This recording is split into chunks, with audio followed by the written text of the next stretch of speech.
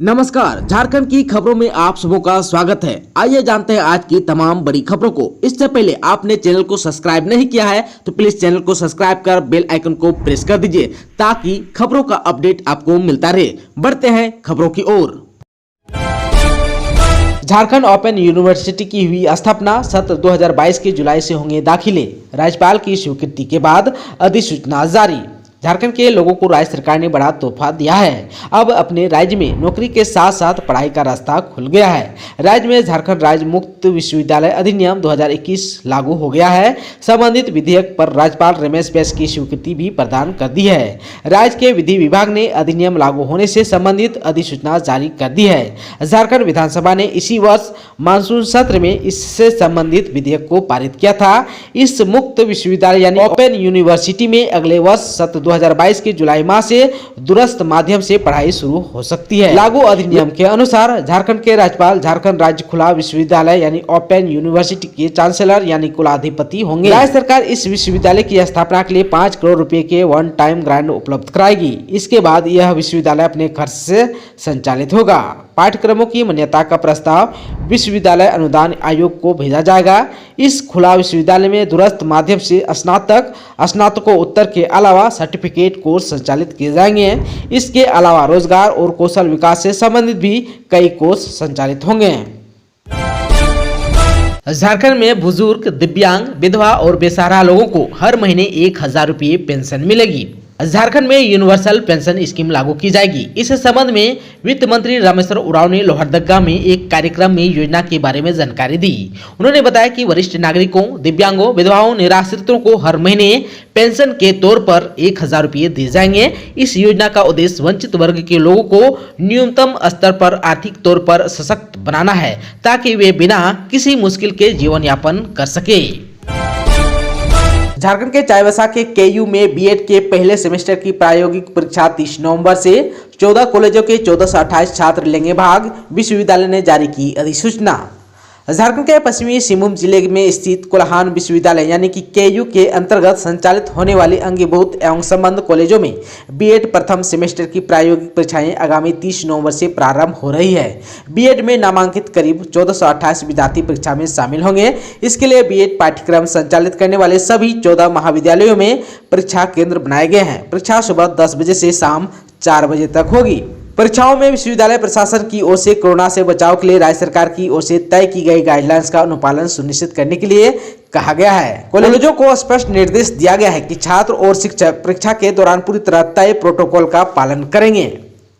विश्वविद्यालय की ओर से परीक्षा संचालित में संबंधित कॉलेजों के शिक्षकों की ड्यूटी लगाई गई है। कॉलेजों को निर्देश दिया गया है कि जिन शिक्षकों की ड्यूटी लगाई गई है वह परीक्षा अवधि के दौरान मौजूद रहेंगे।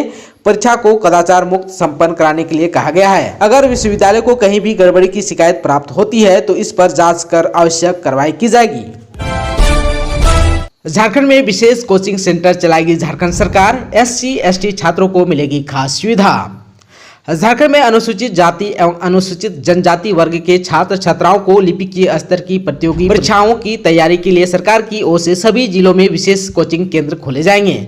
सरकार के श्रम एवं नियोजन मंत्रालय ने इसकी तैयारी शुरू कर दी है। खास बात यह है कि इन सभी केंद्रों पर विशेषज्ञों की सेवाएं ली जाएगी।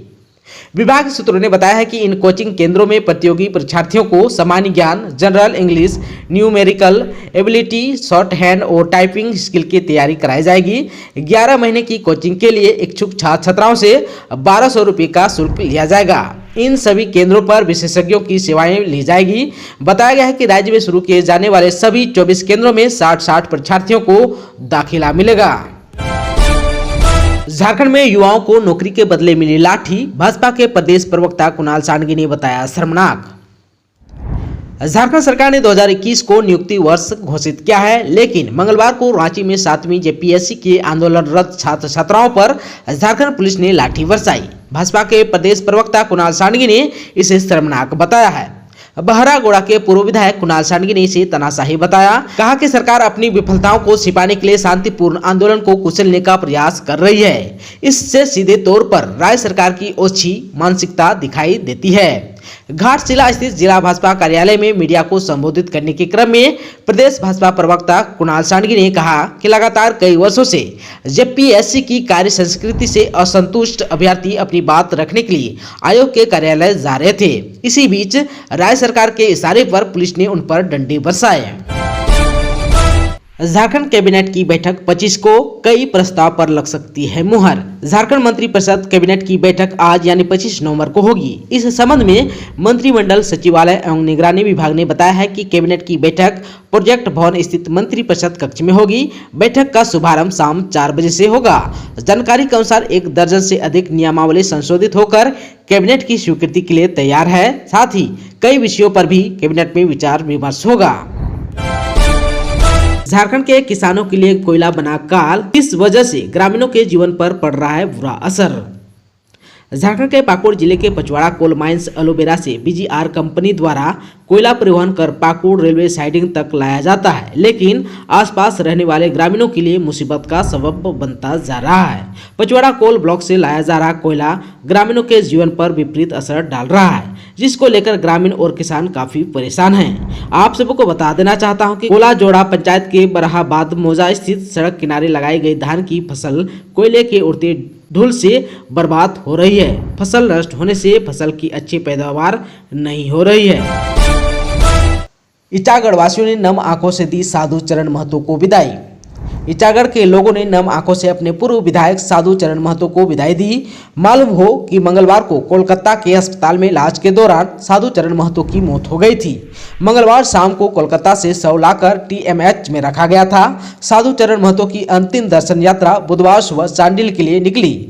यात्रा सबसे पहले चांडिल स्टेशन से चांडिल स्थित आवास पहुंचा, जहां पर श्रद्धांजलि देने के लिए भाजपा कार्यकर्ताओं सहित तमाम दल के नेता उपस्थित थे। उनकी अंतिम यात्रा में कार्यकर्ता जोर जोर से नारे लगा रहे थे। साधु महतो जिंदाबाद, साधु महतो अमर रहे के नारों से पूरा चांडिल गूंज गया। कई जगह तो महिलाओं को रोते हुए भी देखा गया।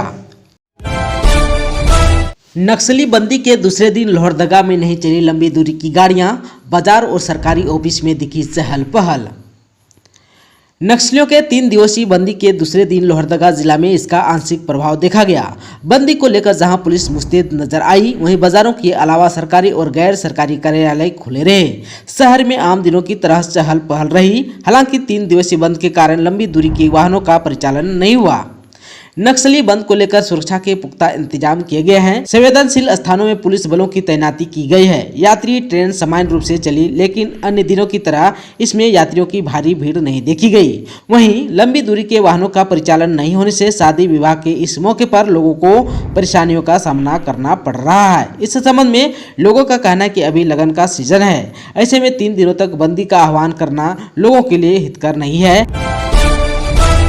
नवान पर्व पर देवघर में बाबा बैद्यनाथ को चढ़ा दही चूड़ा का भोग, हुई विशेष पूजा। देवघर में अगहन मास कृष्ण पक्ष पंचमी तिथि बुधवार को नवान पर्व धूमधाम से मनाया गया। इस अवसर पर बाबा बैद्यनाथ की विशेष पूजा अर्चना भी किया गया। वहीं परंपरा के अनुसार सरकारी पूजा के बाद बाबा बैद्यनाथ को दही चूड़ा का भोग लगाया गया।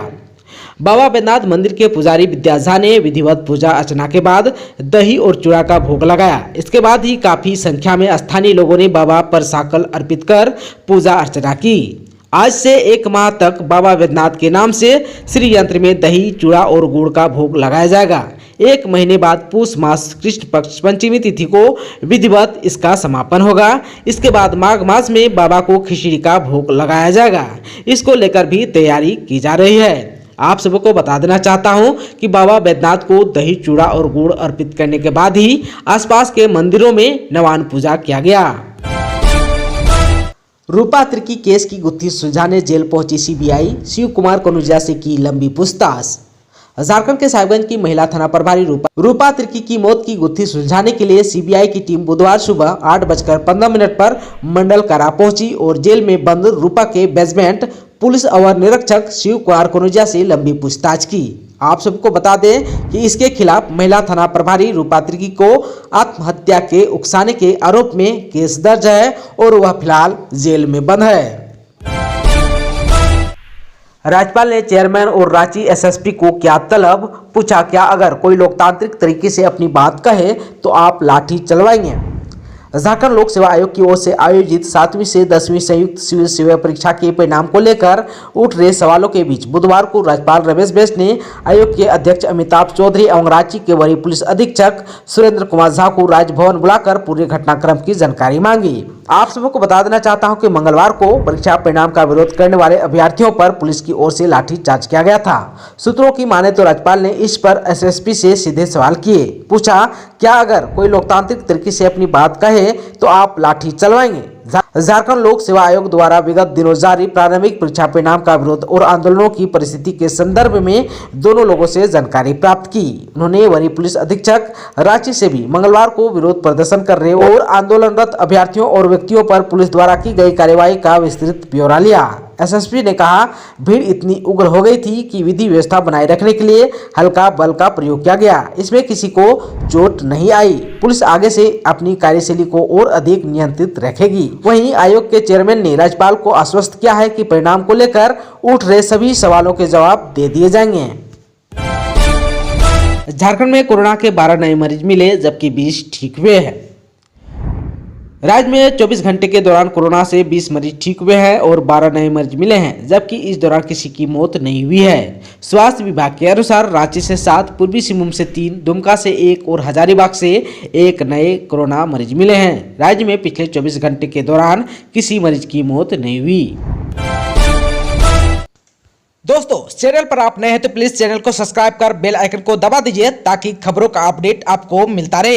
इसके साथ ही आज की खबरों में बस इतना ही। हमें दीजिए इजाजत। नमस्कार।